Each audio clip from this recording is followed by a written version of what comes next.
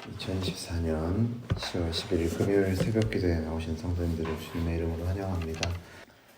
오늘 우리에게 주시는 하나님의 말씀은 열왕기하 22장 1절로부터 11절 말씀입니다. 제가 가진 성경으로 구약성경 601면 열왕기하 22장 1절로 11절 말씀을 제가 봉독하겠습니다. 요시야가 왕위에 오를 때에 나이가 8세라 예루살렘에서 31년간 다스리니라. 그의 어머니의 이름은 여디다요 보스갓 아다야의 딸이더라. 요시야가 여호와 보시기에 정직히 행하여 그의 조상 다윗의 모든 길로 행하고 좌우로 치우치지 아니하였더라. 요시야 왕 18째 해에 왕이 무슬람의 손자 아살리야의 아들 서기관 사반을 여호와의 성전에 보내며 이르되 너는 대제사장 힐기야에게 올라가서 백성이 여호와의 성전에 드린 은 곧 문 지킨 자가 수납한 은을 계산하여 여호와의 성전을 맡은 감독자의 손에 넘겨 그들이 여호와의 성전에 있는 작업자에게 주어 성전에 부서진 것을 수리하게 하되 곧 목수와 건축자와 미장이에게 주게 하고 또 제목과 다듬은 돌을 사서 그 성전을 수리하게 하라. 그러나 그들의 손에 맡긴 은을 회개하지 말지니 이는 그들이 진실하게 행함이니라. 대제사장 힐기야가 서기관 사반에게 이르되 내가 여호와의 성전에서 율법책을 발견하였노라 하고 힐기야가 그 책을 사반에게 주니 사반이 읽으니라. 서기관 사반이 왕에게 돌아가서 보고하여 이르되 왕의 신복들이 성전에서 찾아낸 돈을 쏟아 여호와의 성전을 맡은 감독자의 손에 맡겼나이다 하고 또 서기관 사반이 왕에게 말하여 이르되 제사장 힐기야가 내게 책을 주더이다 하고 사반이 왕의 앞에서 읽음에 왕이 율법책의 말을 듣자 곧 그의 옷을 찢으니라. 아멘. 오늘 본문은 8살의 유다의 왕이 된 요시야에 대한 기록을 하고 있습니다.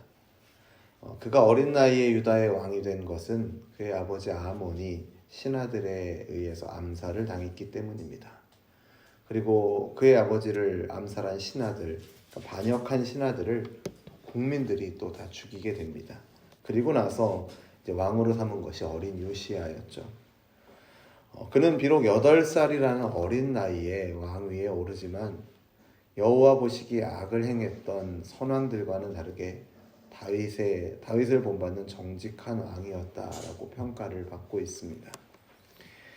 요시야는 그의 할아버지 므낫세가 55년 동안 그리고 그의 아버지 아몬이 2년 동안 무려 57년 동안 걸어왔던 악한 길을 벗어나서 정반대의 길을 가게 되는 것이죠. 그 땅의 만연한 죄악을 거슬러서 살아가고 통치하는 데 있어서 관행과 관습이라는 이름으로 또 자신의 이익이 걸려있는 사람들이 많았기에 참 얼마나 반대가 많았을까라는 생각을 해보게 됩니다. 그에 대한 평가는 2절에 이렇게 기록되어 있습니다. 요시야가 여호와 보시기에 정직히 행하여 그의 조상 다윗의 모든 길로 행하고 좌우로 치우치지 아니하였다. 이렇게 기록하고 있죠. 앞선 우시야 왕과 히스기야 왕도 여호와 보시기에 정직히 행하였다라는 평가를 받지만 좌우로 치우치지 아니하였다라는 평가는 유다 왕들 중에 유일하게 요시야에게만 주어진 평가입니다.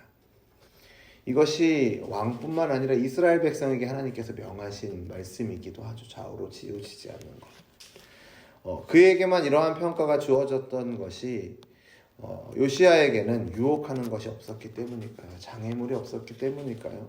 그렇지 않습니다. 요시야에 대해서 함께 기록하고 있는 역대하 34장을 보면 그가 통치 8년, 그의 나이 15세에 비로소 그의 조상 다윗의 하나님을 찾게 되고 통치 12년, 그의 나이 19세에 유다와 예루살렘을 비로소 정결하게 하고 산당들과 아세라 목상들과 아로 새긴 우상들을 부어 만든 우상들을 제거하는 것을 이제 기록하고 있습니다. 시간이 얼마나 걸립니까? 그의 통치 8년과 12년 상당한 시간이 소요가 됩니다. 물론 그가 어렸기 때문이라 생각할 수도 있겠습니다만 그때 당시 상황이 쉽지 않았다라는 것을 짐작해 볼 수 있게 되는 것이죠. 우리는 요시야가 정직한 왕이고 종교개혁을 했다고 하니까 뭔가 통치 초기부터 추진력 있게 밀어붙였을 것이다 생각할 수도 있겠지만 그 땅의 우상이 얼마나 만연했는가, 그 땅이 얼마나 죄악으로 가득했는가, 적어도 55년, 57년 동안 그 땅이 얼마나 죄악으로 가득했는지를 우리는 충분히 역대하와 열왕기하의 기록을 통해서 짐작해 볼 수 있습니다. 그리고 오늘 본문은 그의 통치에서 가장 빛나는 업적을 기록하고 있죠. 그것은 바로 성전을 수리하는 것이었습니다. 할아버지 므낫세가 55년 동안 폭정을 일삼으며 성전을 우상 숭배로 물들이고 파괴시켰습니다. 그리고 요시야가 성전 수리를 명하기 전까지 성전은 망가진 채로 방치되어 있었습니다. 뒤에 이어지는 말씀을 보면 성전에서 율법책을 발견하고 이것을 왕에게까지 갖고 가서 읽어준다라는 것은 그것이 이전에는 들어보지 못했던 것임을 짐작하게 하는 내용이기도 합니다. 이런 상황이 당시에 유다가 얼마나 영적으로 망가져 있었는가를 짐작하게 합니다. 다윗의 하나님을 찾고 우상을 제거한 요시야에게 있어서 중요한 것은 그럼 이제 하나님 아닌 다른 것들을 제거했다면 하나님을 바르게 알고 만나는 것이 이제 중요하겠죠. 자신이 통치하는 백성들이 하나님께 나아가 바른 관계를 맺도록 하는 것이 유다의 왕에게는 너무나도 중요한 일이었기에 요즘 표현으로는 예배 회복이 그에게는 최우선이었기에 그는 하나님을 예배하는 성전을 수리하도록 명합니다. 그리고 그렇게 시작된 과정에서 율법책이 발견되죠. 대제사장 hil기야가 그것을 발견하고 서기관 사반에게 전해주자 사반은 그것을 요시야 왕에게 가지고 와서 읽어줍니다.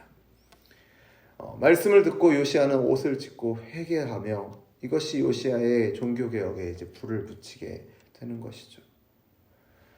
역대하에서는 이 앞에 우상을 제거하는 내용도 기록하고 있지만 열왕기하에서는 그 내용을 의도적으로 빼고 신앙 공동체에 있어서 가장 큰 중요점이 말씀의 회복에 있다라는 것을 이제 기록하고 있습니다. 성전의 수리와 율법책의 발견만을 기록하고 있는 것이 그런 의미로 이게 보입니다. 예배 회복, 종교의 개혁은 사람의 열심으로만 되는 것이 아니기 때문입니다. 아무리 백성들이 우상 숭배하는 왕을 죽이고 그 왕을 죽인 신하도 죽여서 새로운 왕을 아무리 좋은 성품을 가진 왕을 자리에 앉혀놓는다 하더라도 하나님의 말씀이 없이는 예배 회복은 일어나지 않기 때문입니다.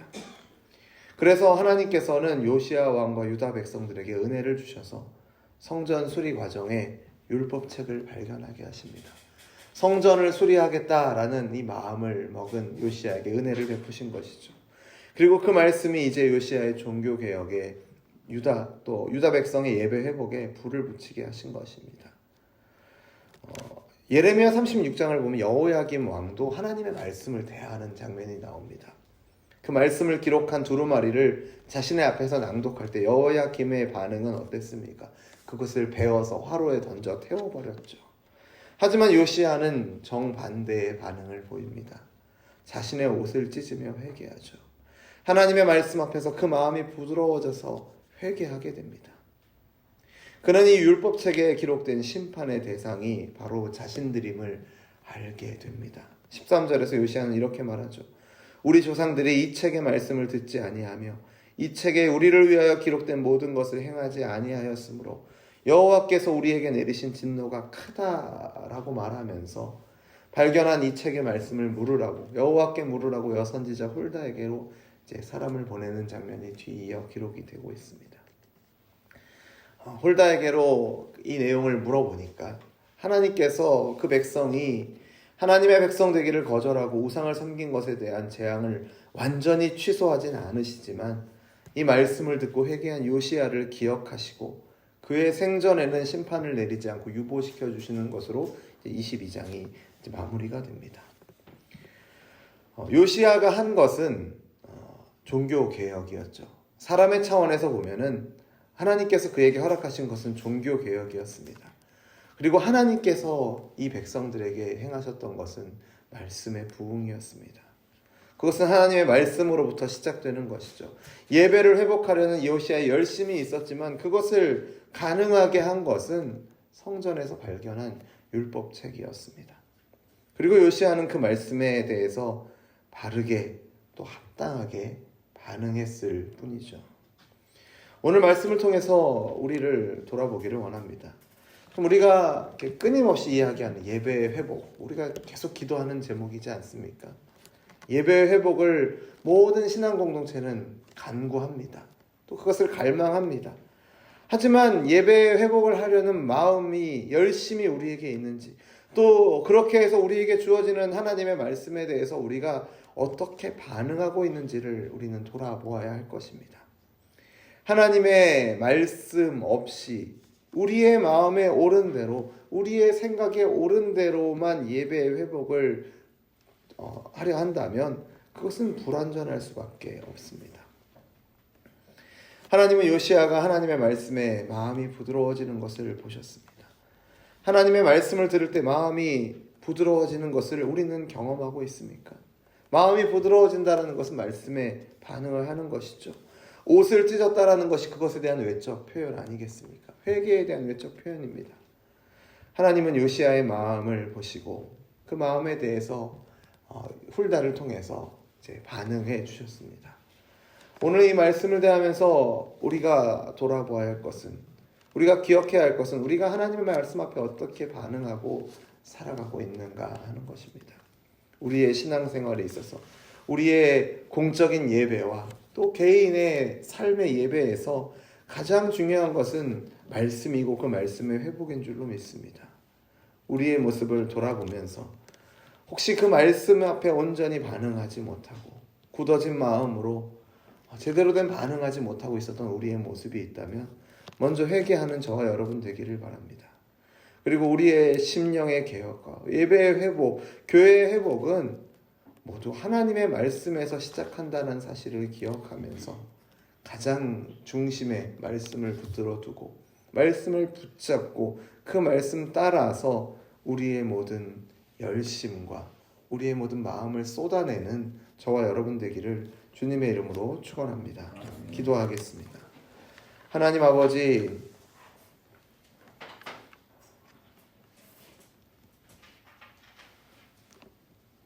예배하는 우리를 긍휼히 여겨 주시옵소서. 예배의 회복을 간구하는 우리를 긍휼히 여겨 주셔서 하나님의 말씀을 듣게 하시고 그 말씀 앞에 온전히 반응할 수 있도록 우리의 닫혀진 귀를 열어주시고 우리의 굳어진 마음을 부드럽게 하여 주옵소서. 그래서 말씀으로 인하여 시작되는 부흥이, 영적인 부흥이 우리 안에 일어나게 하여 주옵소서. 이 어두워진 시대에 교회가 살아날 수 있는 유일한 방법은 하나님의 말씀의 회복뿐인 줄로 믿습니다. 오직 주의 말씀으로만 이 모든 것들이 되는 줄로 아오니 하나님, 우리에게 말씀의 은혜를 더하여 주옵소서. 시간마다 선포되는 말씀과 또 개인의 경건의 시간을 통하여서 접하는 말씀을 더욱 사모하게 하시고 그 말씀을 대할 때 성령 하나님 우리의 마음을 부드럽게 하여 주셔서 그 말씀 앞에 바르게 반응하며 울며 통회하며 우리의 옷을 찢으며 회개하며 나아가는 우리들 되게 하여 주옵소서. 많은 무리들이, 많은 사람들이 관행과 관습이라는 이유로 말씀 따라 살아가는 것을 암묵적으로 미뤄두고 또 자신의 이익이 걸려있기에 때로는 그것을 적극적으로 반대하는 이 시대 가운데서 하나님, 우리는 그 말씀 앞에 살아가는 것이 오직 유일한 생명의 길임을 알고 그 길 충성되이 걸어갈 수 있도록 주님 우리를 인도하여 주옵소서. 선포되는 말씀에 반응하게 하시고 그 말씀으로 회개하며 여호와 경외하는 마음으로 나아가는 우리들 되게 하여 주옵소서. 말씀으로 돌아가기를 원합니다. 말씀 위에 서기를 원합니다. 하나님, 우리에게 은혜를 더하여 주옵소서.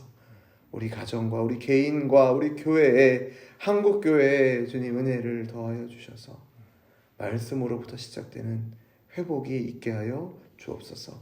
그렇게 인도하실 하나님을 믿고 감사드리며 예수님 이름으로 기도드립니다. 아멘. 우리 주 예수 그리스도의 은혜와 하나님 아버지의 사랑과 성령 하나님의 교통하심이